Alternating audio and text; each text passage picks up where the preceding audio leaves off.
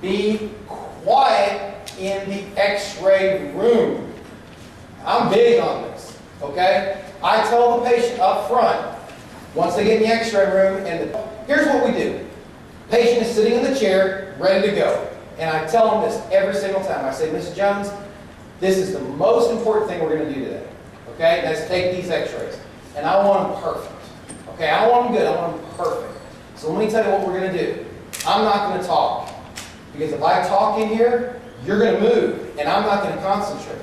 Okay? And guess what? We're not going to get these filmed perfect like we want them. So I'm accomplishing a couple different things here. One, I'm making sure I'm helping myself by giving me an aid to make sure I take a better film, and I'm also imprinting the seriousness of what this upper cervical stuff is all about. Okay, and also you want to tell them, say, listen, it's kind of weird. We're going to be in here. I'm going to be staring at you, looking at you, and we're not talking. Listen, just trust me. It's the best way to do it. I do not believe in ever rushing an X-ray analysis.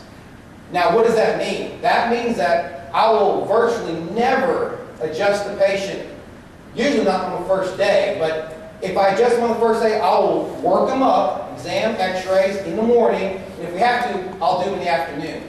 But you almost never see, except for some extremely rare cases, because one thing, there's no time. There's physically no time to read the film and to go ahead and even if you say, well, I just won't do reported findings. Well, you're cutting corners, and I think sometimes we think the patient wants to be adjusted, and they just want to get care. That's right. Really, most of them, when you think about it, they're really not looking so much for the care that you're giving them. They want to know what's wrong. They want to know that you know exactly what's wrong. So take your time, but here's the real reason why we don't rush the analysis. It's not patient psychology, it's to make sure you don't screw up. Any of those who want an x-ray view box, who haven't gone digital, my father owns Viking Woodworking, and he still does make these view boxes. It's a lot cheaper if you buy them directly from him as opposed to buying it through Script. The Script buys them from him and sells them. They mark it up. So that is his phone number there. Excuse me. Yes. Can you show me your dad's number again? Yeah. Bert Eriksen. Eriksen is Norwegian. Everyone's heard me say this before. My father is from Fredrikstad, Norway. My mother is from Venadava, Brazil. So I got Norwegian and Brazilian, so I'm Viking and headhunter, all mixed in one.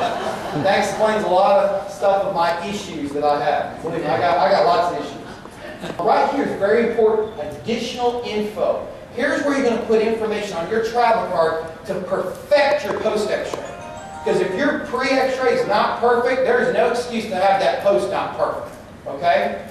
So, what are you going to put on there? Well, and not just improving X-ray, but other clinical stuff. You're going to mark on there, right there, if the patient has a steeper or higher condyle.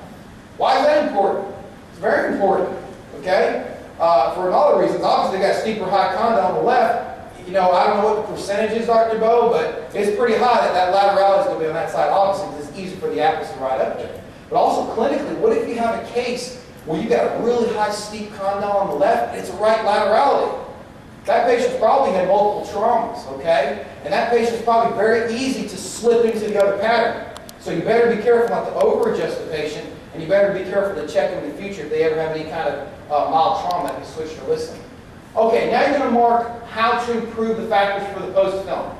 You might say slight left head rotation. So not enough head rotation to retake the film, but just enough where it's noticeable where you're going to make extra sure when you take the post, you're going to be careful about that. You're going to change your factor. Okay, I don't usually mess with the KVP. I just change my MAS. What happens if your atlas is not perfectly in the center of the film? Okay, you make a note of that. Okay, so you can be careful about that. Anything that you look at that film and say, hey, how can I do it better? Now, I'm 43, and what happens when you get up in your 40s? Right? Start getting a little presbyopia, and it hit me overnight. It's amazing. I've been able to read perfectly. And about 4 months ago, bang, it's like, what's going on here? Well, guess what? It starts affecting you reading film. And I'll never forget going to Dr. Ken Over's office all through school, and he'd whip out that magnifying glass. Turn 43. Yeah. And, people would chuckle about, Dr. Ken and whipping out that magnifying glass. But I'm going to tell you something. I went and got me a pair of reading glasses, and I got the weakest reading glasses you can possibly buy, because it's not that bad yet. And I'm going to tell you, you want to talk about wham. When you're reading x-ray film, buy yourself a set of reading glasses, and you watch and see what happens. Because when I mark my film and I mark my points here, let me tell you something. These points I mark right here are so dead-gum tiny. I mean, that's me. Okay, I mark with that. Because I digitize film. I use Dr. Rochester's digitizing program. So that crosshair on that thing, I want it, I mean, just perfect. So I got to be able to see that real tight.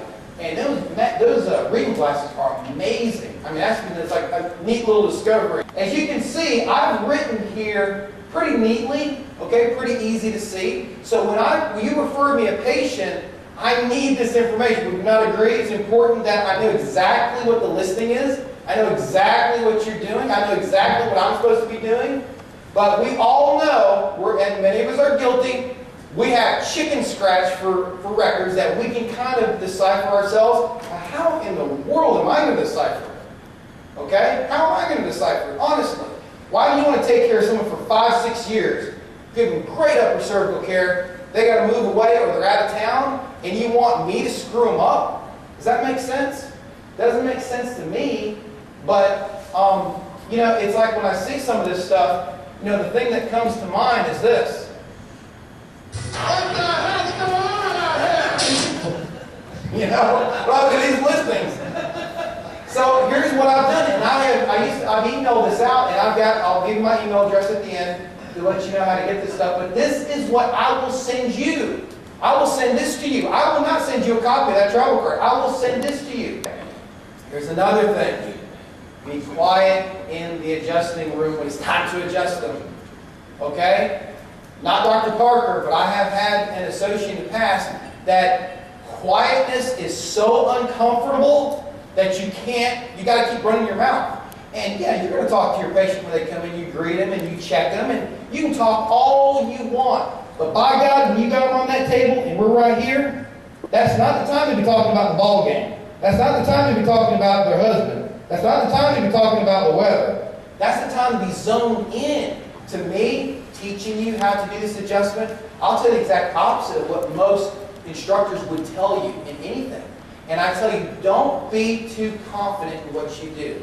Isn't that kind of weird? Most people say, no, you don't want to be confident in everything you do, right? I say, no, don't be too confident in what you do. Why?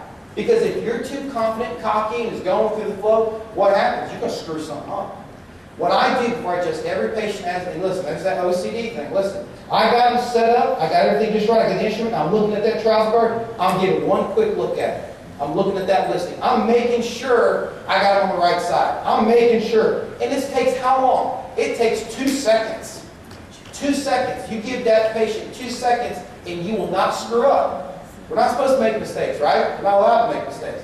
So get in the habit of second guessing yourself. Second guess yourself about everything.